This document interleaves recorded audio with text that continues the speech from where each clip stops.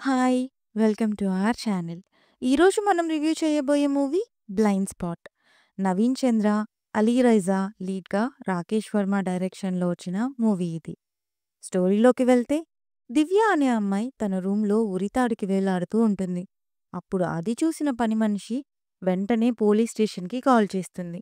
ఇన్వెస్టిగేషన్‌కి వచ్చిన పోలీసే మన హీరో. అతను రూమ్‌లోకి వచ్చి చూసి ఇది సూసైడ్ కాదు మర్డర్ అంటాడు.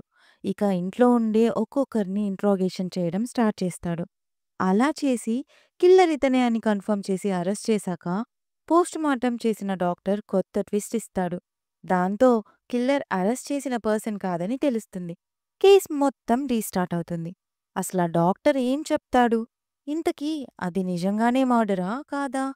హీరో లాస్ట్‌కి కనిపెడతాడా లేదా అనేది స్టోరీ. పాజిటివ్స్ అంటే మేకింగ్ బావుంది. సినిమాటోగ్రఫీ అండ్ బ్యాక్‌గ్రౌండ్ మ్యూజిక్ కూడా బావుంది. ఫ్లో కూడా బోర్ లేదు అండ్ రన్ టైమ్ కూడా తక్కువ ఉంది.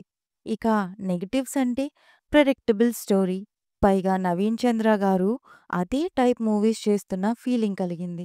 లాస్ట్‌లో ట్విస్ట్ బాగున్నప్పటికీ మూవీలో చాలా చోట్ల ప్రాపర్ క్లోజింగ్ లేదా క్లారిటీ ఇవ్వలేదు అని మూవీ చూస్తే తెలుస్తుంది.